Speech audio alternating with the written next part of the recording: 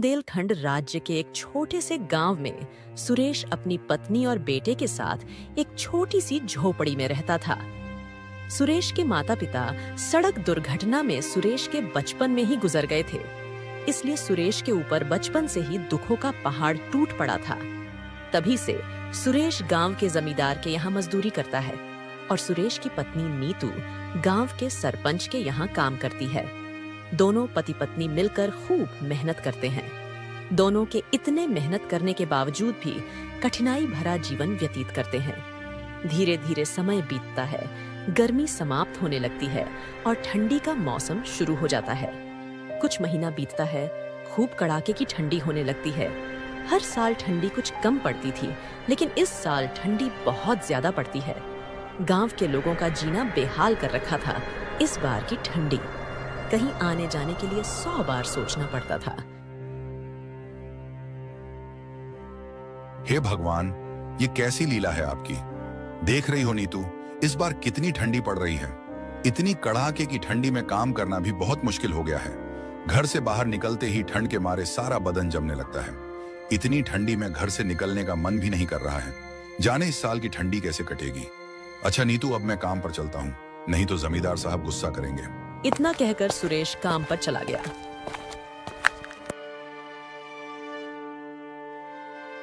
जीतू बेटा, तेरे पापा तो काम पर चले गए, मैं भी अब काम पर जा रही हूँ। मुझे भी बहुत देर हो गई। तू घर का देखभाल करना और अपने घर में ही रहना। इतनी ठंडी में घूमने मत चले जाना, नहीं तो बीमार पड़ जाओगे। मैं जल्द ही आज आने की कोशिश करूंगी। ठीक है माँ, मैं घर से कहीं बाहर नहीं जाऊंगा।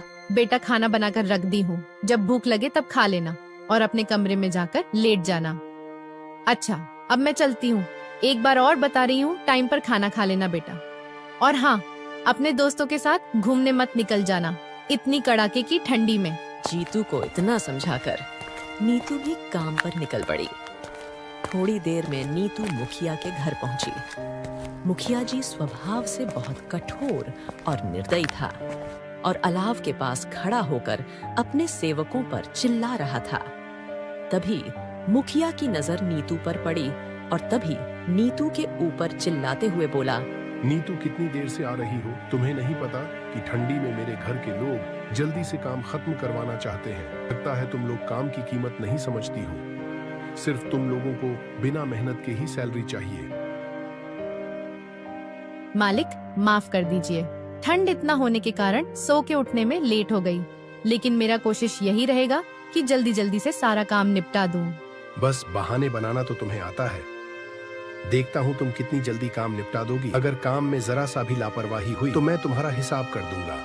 याद रखना, तुम्हारी जगह लेने वालों की कमी नहीं है। मुखिया की यह सब बातें सुनकर नीतू को बहुत दुख हुआ, लेकिन उसकी मजबूरी थी, इसलिए मुखिया की सारी बातें सुन रही थी। कुछ देर मुखिया की बातें सुनने के बाद वह चुपचाप अपना काम करने जा रही थी। तभी वहां मुखिया की पत्नी आ जाती है। क्यों डांट रहे हो नीतू को इतनी ठंड में? ये भी इंसान है, हमारे यहाँ काम करने आई है। आपको थोड़ा सा भी दया नहीं आ रहा है इन सब पर? इतनी ठंडी हो रही है, फिर भी ये काम पर आए हैं। आपको ऐसे नहीं डांटना चाहिए इन सबको। बेचारी ये नीतू अपने बच्चे को घर पर छोड़कर आई है। तुम्हें नहीं समझ में आ रहा है?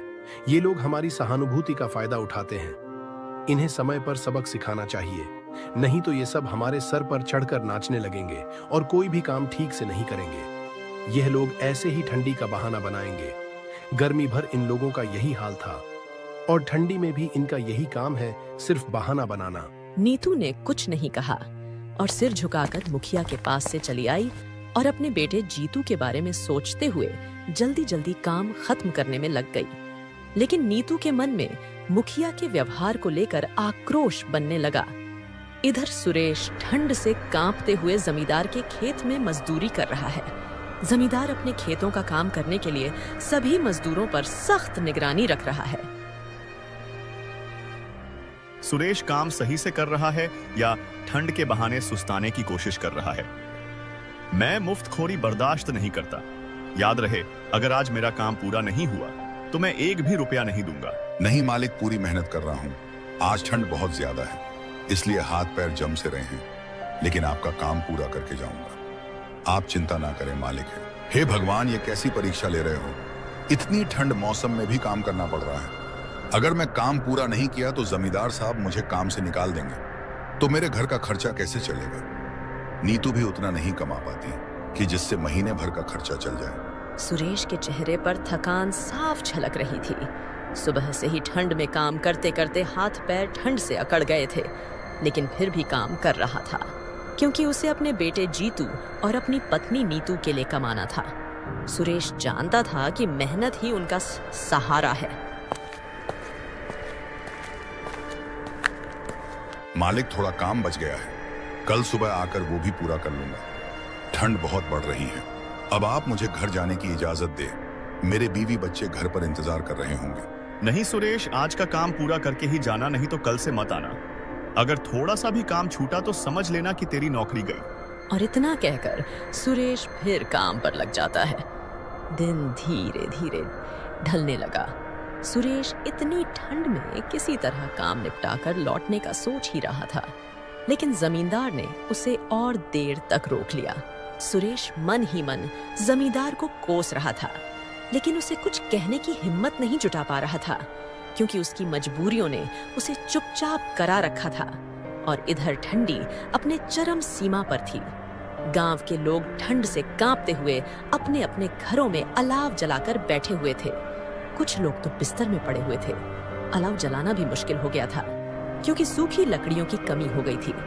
इस बार की तो ठंडी में गरीब परिवार के लोग और भी दुखी थे। वो 2 वक्त की रोटी भी नहीं जुटा पा रहे थे। गांव का चौपाल, जहां गर्मी के मौसम में लोग बैठकर बातें किया करते थे, अब सूना पड़ा था। ठंड ने हर किसी को घर में कैद कर दिया था। रामदीन, जो अक्सर गांव वालों को इकट्ठा करके कोई ना कोई उपाय बताता था, इस बार वह किसी तरह चौपाल पर पहुंचा। उसने 4-5 लोगों को इकट्ठा करके कहा, बेटा, इस सर्दी के डर से तो हम हाथ पर हाथ धरे बैठ तो नहीं सकते। हमें हिम्मत तो जुटाना पड़ेगा अपने गांव वालों के लिए। अगर ठंड के आगे हार मान ली तो गांव के कई घरों के चूल्हे ठंडे पड़ जाएंगे। लेकिन चाचा, जंगल तक जाने की हिम्मत कौन करेगा? इतनी सर्दी में तो हाथ पैर जम जाते हैं, और इतनी लकड़ियां काटने में तो पूरा दिन लग जाएगा। भाइयों, ये ठंडी बहुत भयानक है। अगर हम सब मिलकर कोई उपाय नहीं करेंगे तो कई लोग इसकी चपेट में आ जाएंगे। हमें कष्ट करके लोगों के लिए लकड़ियां लानी होगी, ताकि हमारे गांव के लोग सही सलामत रहे। अपने गांव वालों के लिए हमें यह कष्ट उठाना पड़ेगा, ताकि हर घर में अलाव जलाने की व्यवस्था रहे। गांव के लोग रामदीन के बातों से सहमत तो हुए, लेकिन डर और परेशानी उनके चेहरे पर साफ झलक रही थी। सब ने मिलकर फैसला किया कि कुछ लोग जंगल से लकड़ियां लाएंगे, जबकि बाकी लोग अलाव जलाने के लिए मिट्टी और पत्थरों की व्यवस्था करेंगे।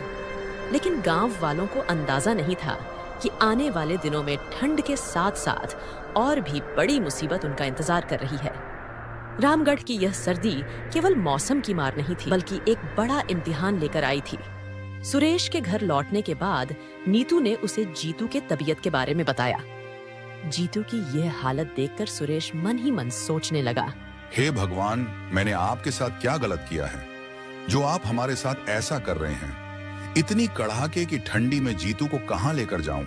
किस डॉक्टर को दिखाऊं? मेरे पास इतने पैसे भी नहीं हैं। हे भगवान, मैं क्या करूं? सुरेश इतना सोचने के बाद अपनी पत्नी से कहता है, नीतू, अब लगता है कि ठंडी बर्दाश्त के बाहर हो गई है। घर में अलाव जलाना भी जरूरी हो गया है, लेकिन सूखी हुई लकड़ियां कहां से लाऊं? महीने बीतने वाले हैं, लेकिन अभी तक सूर्य देव का दर्शन भी नहीं मिला। और तो और जमींदार ने इतनी देर तक काम कराया कि लकड़ियां लाने का समय तक नहीं मिला। सुनिए जी, मैंने सोचा था कि मुखिया जी से कुछ मदद मांग लूं, लेकिन उससे पहले मैं उनसे कुछ कहती, वो मुझ पर ही गुस्सा करने लगे। उन्होंने मेरी हालत तक नहीं देखी। जैसे ही काम पर पहुंची, सिर्फ चिल्लाने लगे। नीतू, ये सब बड़े लोग हैं, हमारी परेशानी से उन्हें कुछ लेना देना नहीं है। और इन सब जमींदारों के लिए हमारी तकलीफों से क्या मतलब है?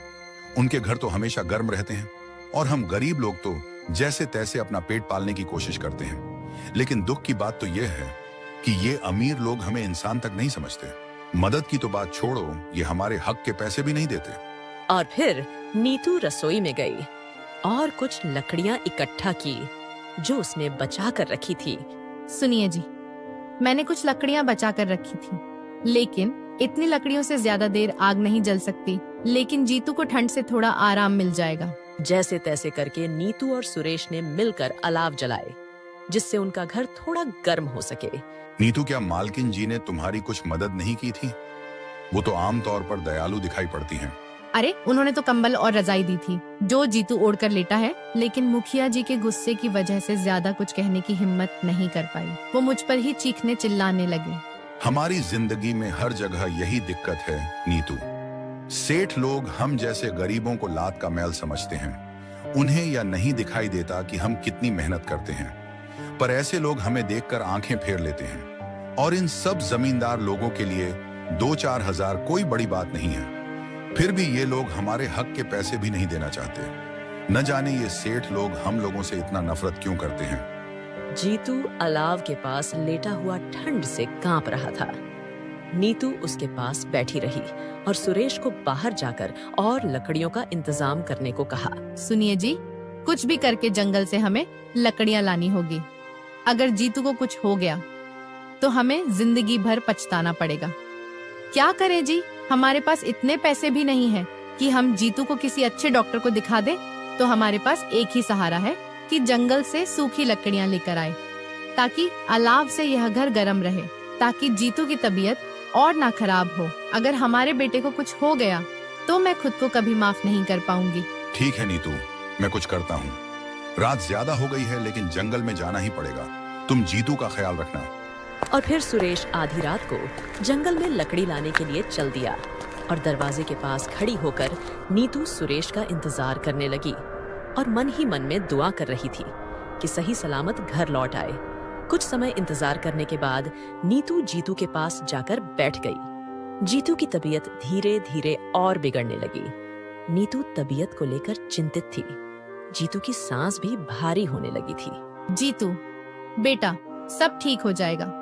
तेरे पापा अभी लकड़ियां लेकर आएंगे, फिर हम आग जलाएंगे और फिर ये ठंडी तुझे परेशान नहीं करेगी और तू बिल्कुल ठीक हो जाएगा। तू चिंता मत कर, बस थोड़ी हिम्मत रख बेटा। जीतू ने अपनी माँ की तरफ देखा। उसकी आंखों में दर्द और थकावट साफ नजर आ रही थी, लेकिन जीतू अपनी माँ से कुछ कहने की हिम्मत नहीं जुटा पा रहा था। लेकिन किसी तरह जीतू अपनी माँ से बोला, माँ मुझे बहुत ठंड लग रही है, पापा जल्दी आएंगे ना? हाँ बेटा, तेरे पापा अब भी आएंगे, तू चिंता मत कर, मैं तेरे साथ हूँ, भगवान सब ठीक करेंगे। नीतू ने अपनी आंसू छिपाने की कोशिश की, लेकिन उसके मन में अजीब सी उलझन थी और जीतू की और हालत बिगड़ती जा रही थी। बेटा तेरे पापा आते ही होंगे, तू आंखें मत बंद करना। नीतू इतना कह ही रही थी, तब तक सुरेश घर पहुंच जाता है और नीतू सुरेश से कहती है, सुनिए जी, मेरे लाल की तबीयत और खराब होती जा रही है। आप किसी से जाकर मदद क्यों नहीं मांग लेते? अब अलाव के भरोसे हम अपने लाल को नहीं बचा सकते। हमें जीतू को किसी अच्छे डॉक्टर को दिखाना पड़ेगा। आप क्यों नहीं जमींदार जी से मदद मांग लेते? जब आप उन्हें जीतू के बारे में बताएंगे तो जमींदार साहब हमारी मदद जरूर करेंगे। तुम सही कह रही हो नीतू, मैं अभी जाकर जमींदार से मदद मांग लेता हूँ। और इतना कहकर सुरेश जमींदार के पास चल देता है।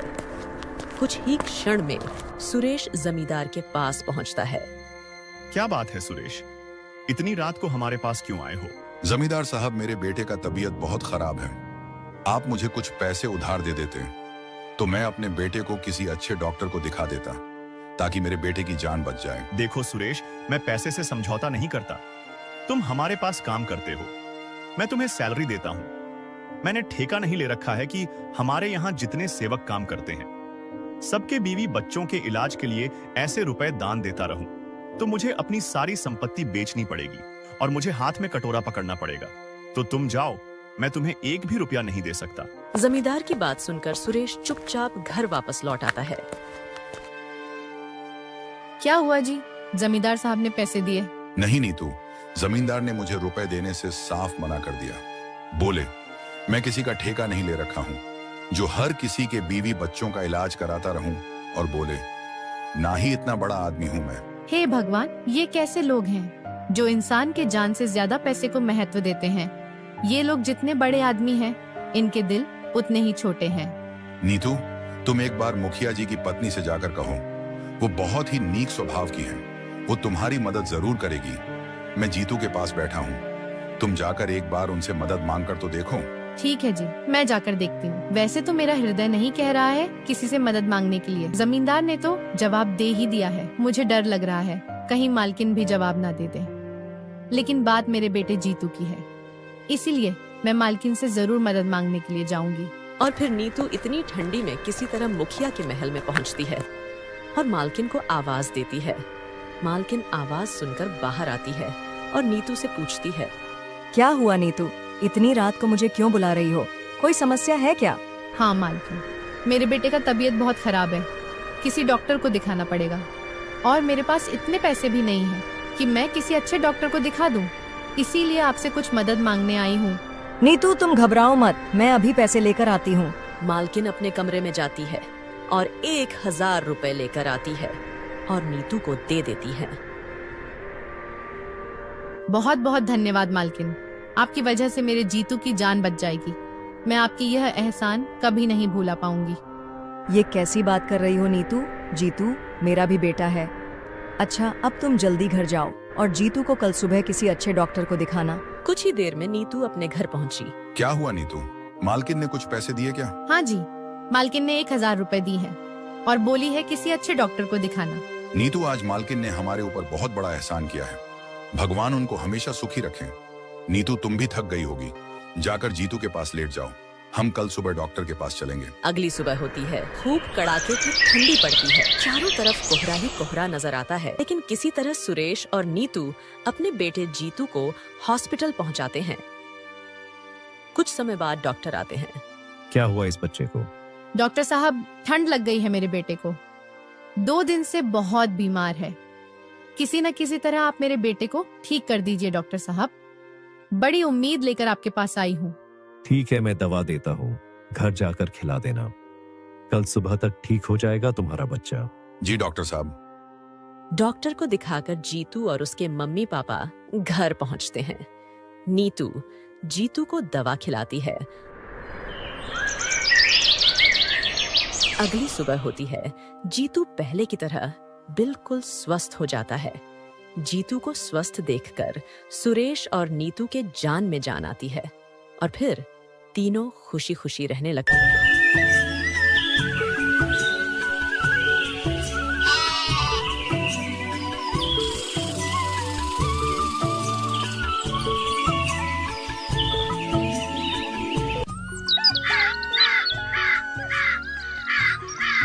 चंपक एक गरीब मजदूर था। वो एक टूटे फूटे घर में अपनी पत्नी और बच्चों के साथ रहा करता था।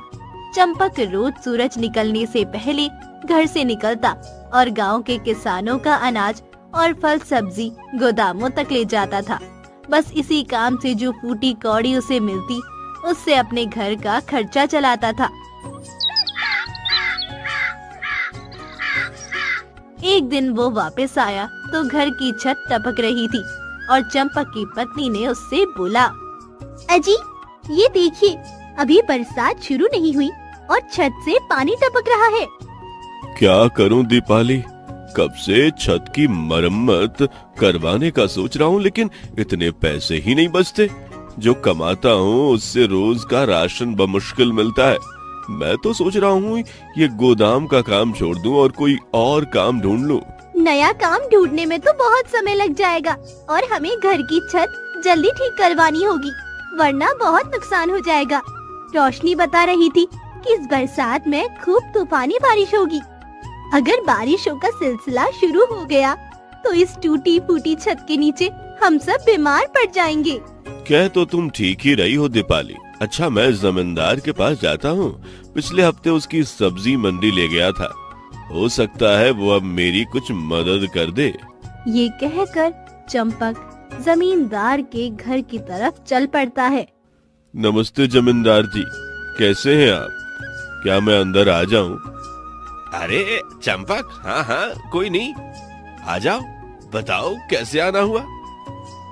जमींदार जी, एक मुश्किल आन पड़ी है, इसलिए कुछ मदद चाहिए थी आपकी। बरसात अभी शुरू नहीं हुई है और घर का छत टपक रहा है। सेहन की दीवार तो बस टूटने ही वाली है। अगर फौरन से मरम्मत ना करवाया तो बहुत नुकसान हो जाएगा। पिछली दफा भी सैलाबी रिले के दौरान मेरी बकरियां बह गई थी। अगर वो होती तो उन्हें बेचकर मरम्मत करवा लेता। और तो और इस दफा मजदूरी भी इतनी कम मिली है कि कुछ बचा ही नहीं पाया। क्या आप मुझे कुछ पैसे उधार दे देंगे? मैं आपको किस्तों में लौटा दूंगा। चंपक, मुझे तुम्हारे घर के हालात सुनकर बहुत अफसोस हो रहा है।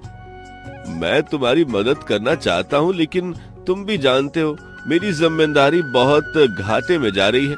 इस दफा चावलों की फसल बिल्कुल अच्छी नहीं हुई और जो हुई उन्हें कीड़े खा गए हैं। इसलिए मुझे बहुत नुकसान हुआ है। और हाँ, तुम भी अपने लिए कहीं और मजदूरी तलाश करो। जमींदार जी, मैं तो अपना मसला लेकर आया था, आपने तो मेरी मजदूरी ही बंद कर दी। अब इस बारिश में कौन मुझे काम देगा? मैं तुम्हारी तकलीफ समझ सकता हूँ, लेकिन मुझे भी तुम्हारी तरह अब कोई और काम धंधा ढूंढना होगा। फसल हुई नहीं और जमीन तो बेच रहा हूँ। अब कोई नया धंधा ही शुरू करना पड़ेगा, वरना घर कैसे चलेगा?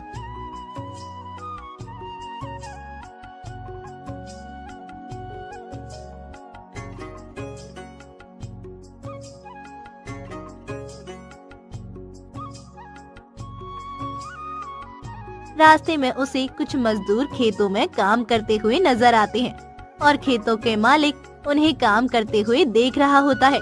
शाबाश, इधर से भी खुदाई करो। हाँ भाई, तुम्हारा क्या काम है? खेतों के मालिक ने चंपक को देखते हुए कहा।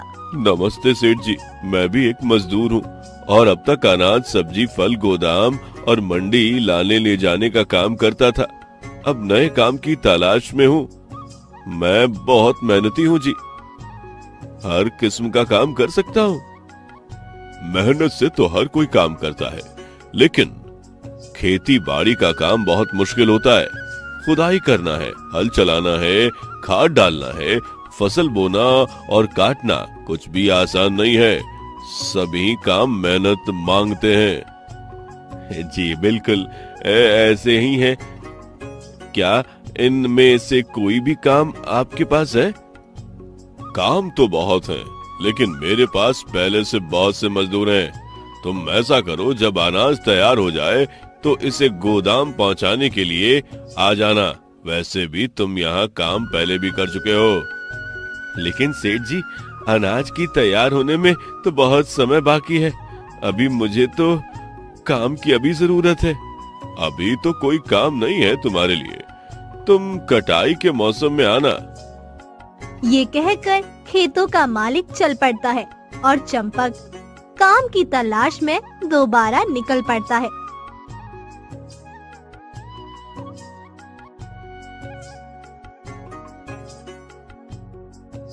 फिर रास्ते में चंपक को गांव की उस्तानी का घर नजर आता है।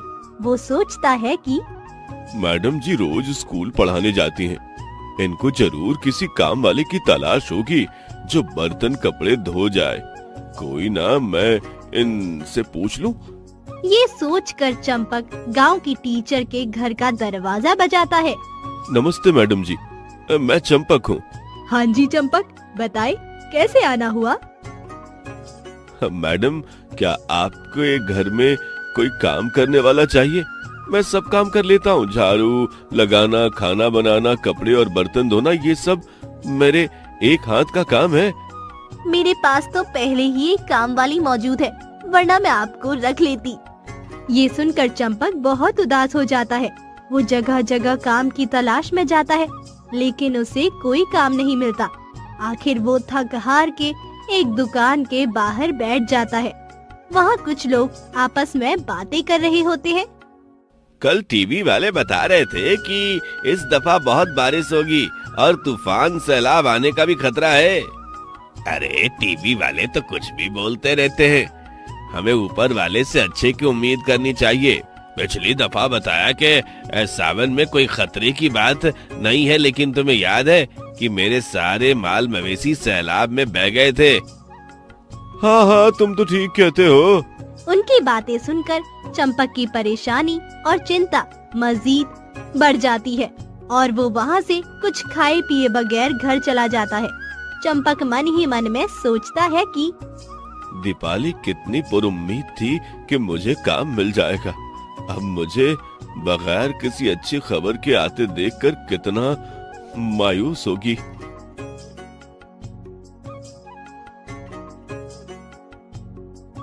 जब चंपक घर पहुंचता है तो देखता है कि दीपाली बिस्तर में होती है और बुखार से तड़प रही होती है।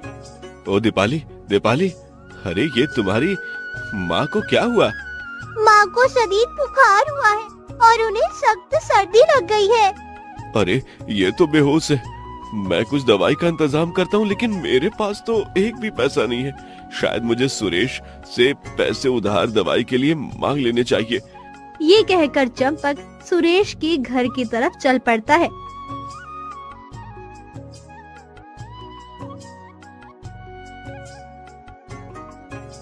और उसके दरवाजा खटखटाता है। कुछ देर बाद सुरेश घर से बाहर आता है। अरे चंपक मियाँ, इस वक्त खैर है? कैसे आना हुआ?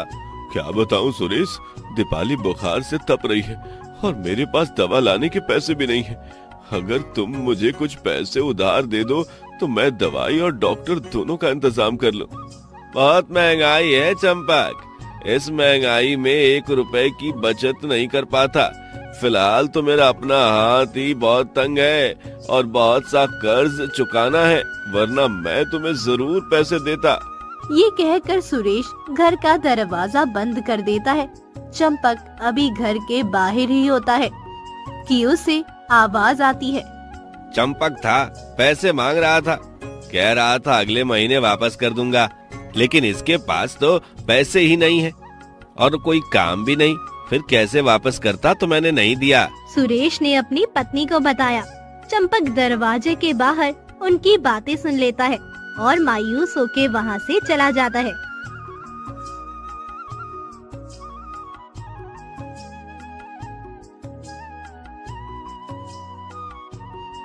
फिर वो सेठ जी के घर चला जाता है। अरे तुम तो वही हो जिसे मैंने बताया था कि मेरे पास अभी कोई काम नहीं है। तुम फिर आ गए? नहीं सेठ जी, काम के लिए नहीं आया। मेरी पत्नी बहुत सख्त बीमार है, उसके लिए दवाई का इंतजाम करना है। मेरे पास 1 रुपया भी नहीं है।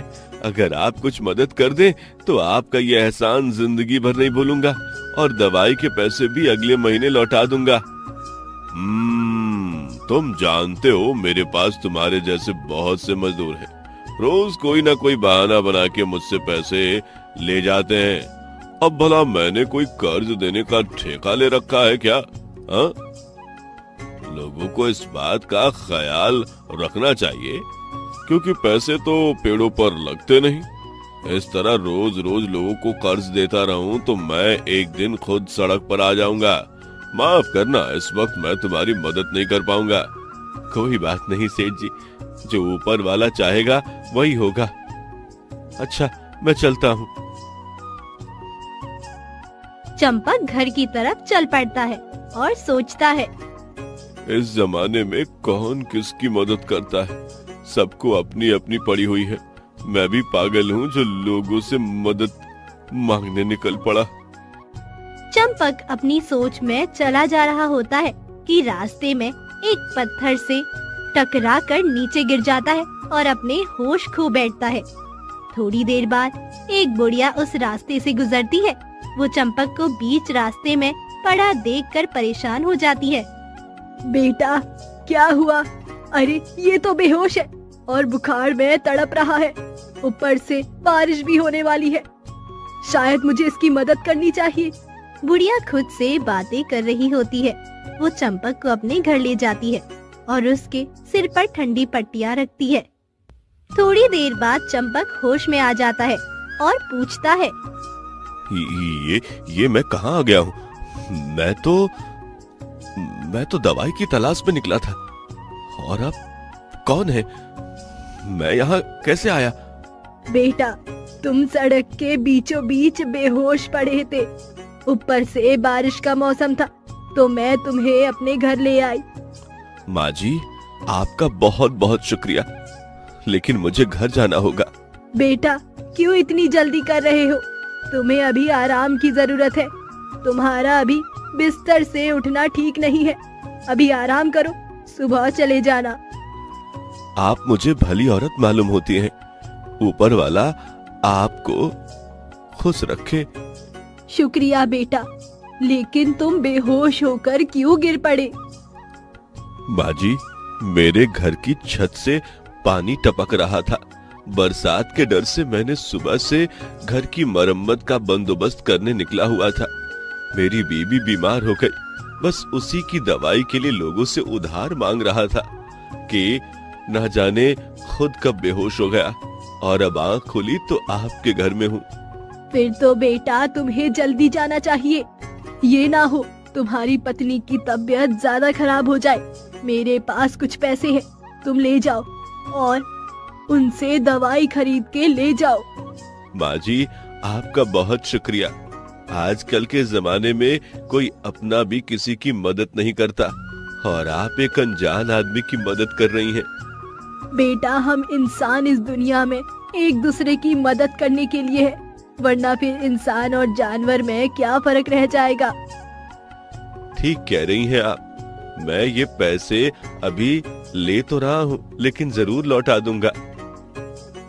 हाँ हाँ, कोई बात नहीं बेटा, तुम भी मेरी तरह किसी और की मदद कर देना। ये कहकर बुढ़िया चंपक को एक थैली देती है। वो बुढ़िया का शुक्रिया अदा करता है और अपनी पत्नी के लिए डॉक्टर और दवाई का इंतजाम करता है। कुछ दिनों बाद उसकी पत्नी ठीक हो जाती है और बुढ़िया की दी हुई थैली में दीपाली के इलाज के बाद भी बहुत से पैसे बच जाते हैं। दोनों पति पत्नी उन पैसों से एक पकोड़ों की दुकान लगाते हैं। गांव के इर्द गिर्द के सभी लोग उस दुकान के पकोड़े खाने के लिए आते हैं। एक दिन सुरेश उसकी दुकान के करीब से गुजर रहा होता है। अरे भैया सुरेश, कहाँ जा रहे हो? लगता है बहुत जल्दी में हो। या कुछ पकौड़े लेते जाओ, रास्ते में खा लेना। भैया, मेरा बेटा सख्त बीमार है, उसी की दवा के लिए कुछ पैसे उधार मांगने जा रहा हूँ। चंपक, तुम्हें याद है एक दफा तुम पैसे उधार मांगने आए थे? उस दिन मेरे पास पैसे थे, लेकिन अपनी कंजूसी की वजह से तुम्हारी मदद नहीं की, और देखो अब मुझे उसकी सजा मिल रही है। अरे नहीं सुरेश, ऐसी कोई बात नहीं। मेरे पास कुछ पैसे हैं, तुम्हें किसी और से पैसे मांगने की जरूरत नहीं। तुम अपने भाई से पैसे ले जाओ, जब दिल चाहे वापस कर देना।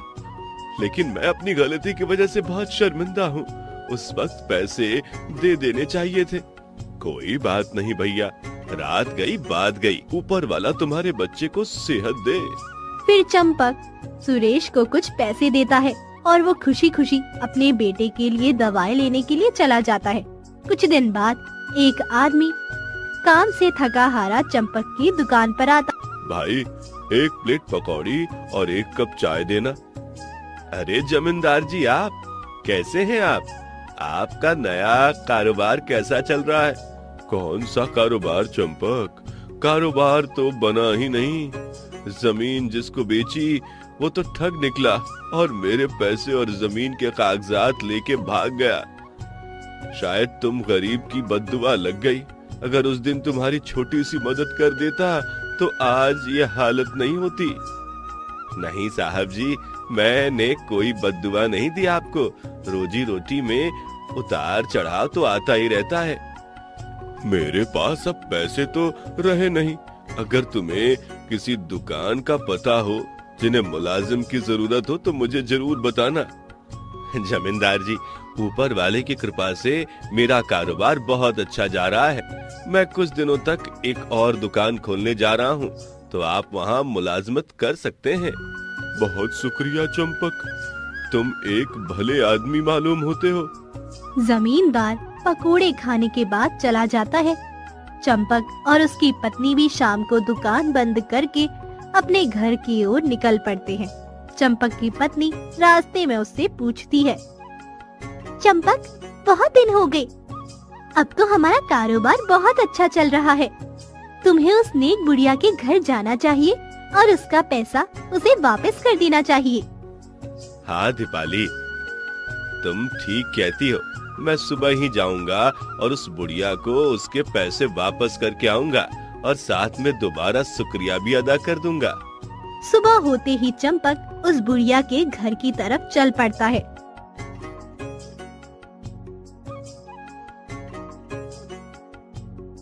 वो दरवाजा बजाता है और एक आदमी बाहर आता है।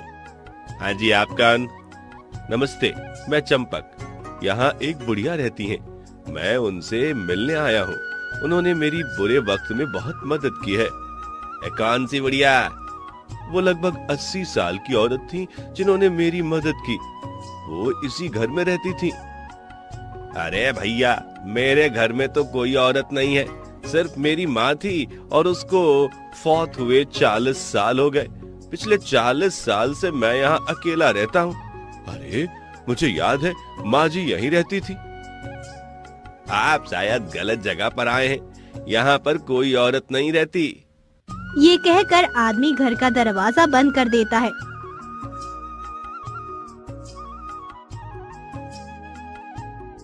और चंपक हैरान परेशान घर वापस आ जाता है।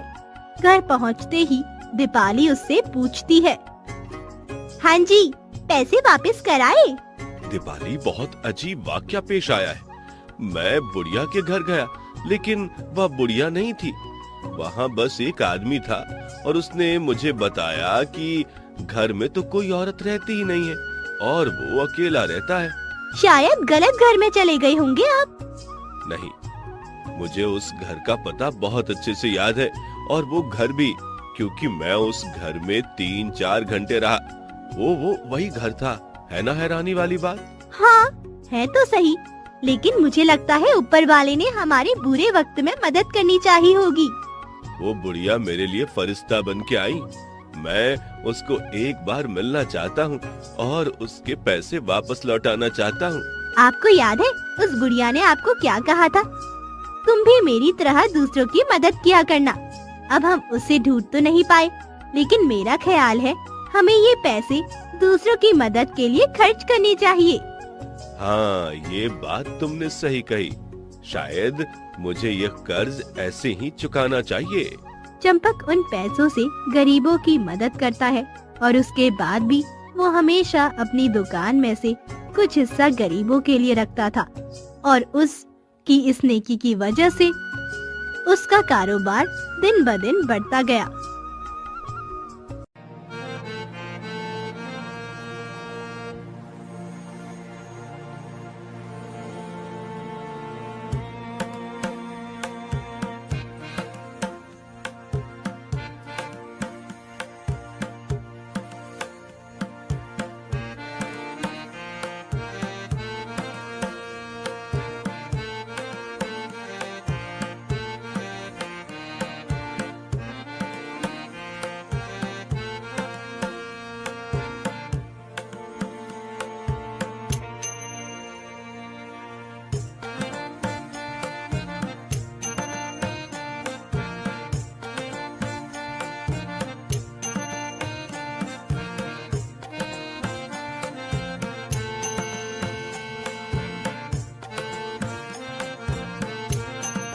हमारी कहानी आपको अच्छी लगी हो तो हमारे चैनल को लाइक और सब्सक्राइब करके एक प्यारा सा कमेंट जरूर करें। Thanks for watching.